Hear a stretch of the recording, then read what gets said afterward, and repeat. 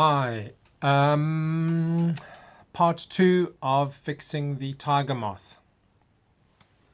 And I was looking at my book and I realized that the book I was looking at yesterday was scrapbook number 2. This one is scrapbook number 1.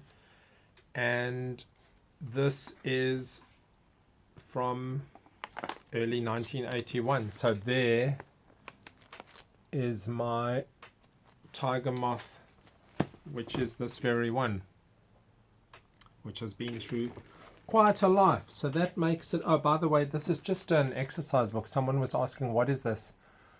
It's just an exercise book that gets really fat due to everything being glued into it.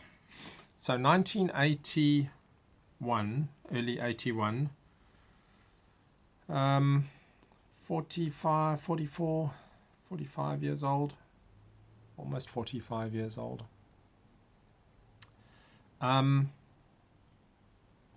Possibly, because I have built others. Right, so I've cleaned up all of the holes. I've drilled out carefully without increasing the size of the hole on all of the little areas. I broke off the lower wing, which then snapped the wing in half because the one side was more glued on than the other, which was okay. Pretty easy pin joint to fix that. And I sort of like practicing my drilling. It's a little bit tricky there. You have to be a bit careful on doing those pins, and I've got a whole variety of wire thicknesses in brass and steel. I decided, because this was only going to be a short amount of drilling into each side, because it's actually got a very short center section and then a dihedral section. So you've got to be careful not to be drilling into the wing, although you could bend your wire, but with a steel wire, I just wanted to use a straight piece. So it only goes in less than a centimeter each side, so 2 centimeter pin.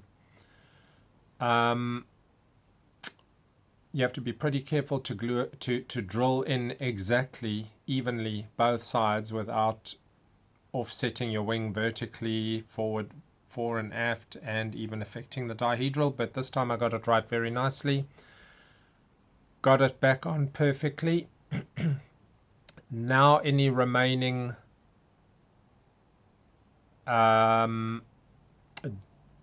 tail plane misalignment is in fact the tail plane, it's not the main plane, but at this point that's okay. It's now an issue of getting that top wing on properly. So I went through a whole bunch of my thin stuff, and so this one is a round 1 millimeter styrene plastic. This one is about, I think it's just less than 2 mil, but it's a tube.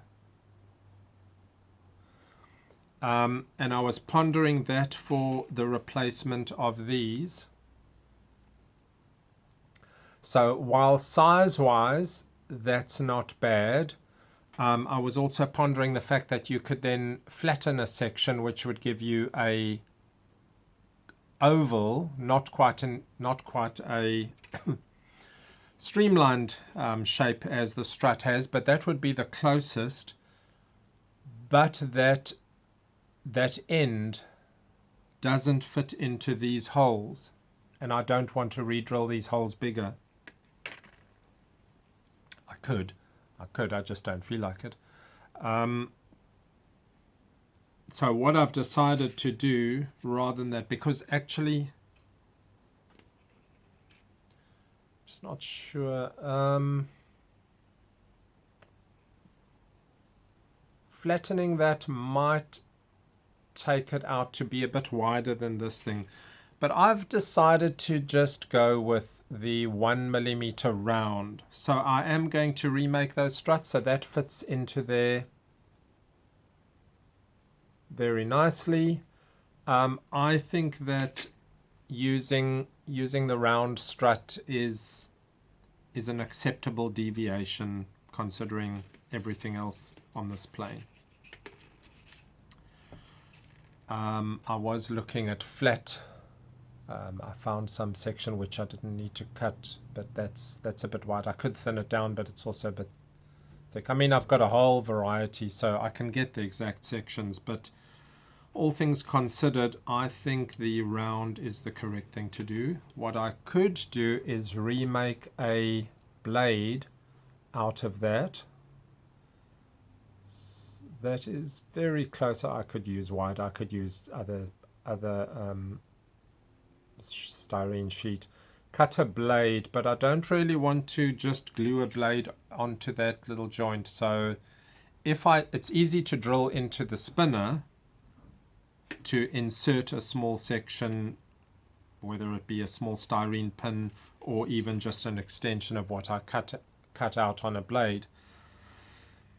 But drilling a pin into the blade itself won't work. So if I cut a blade from there, I would then need to join it and form a little pin, which is probably what's going to happen. I think that's anyway. I spent a lot of time looking for that. Nope, that is just totally gone. So I've got all of these cut.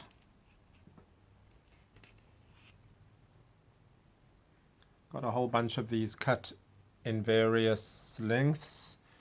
It's difficult to judge exactly because while this is a guideline, the depth that it fits into the wing now, which these didn't have since they were all broken off, could be longer than the original kit, the original part. So, but it's okay. I've got enough of this. I will try and fit them as we go along. Now these, at this length, they're not the strongest, but they're not the weakest either.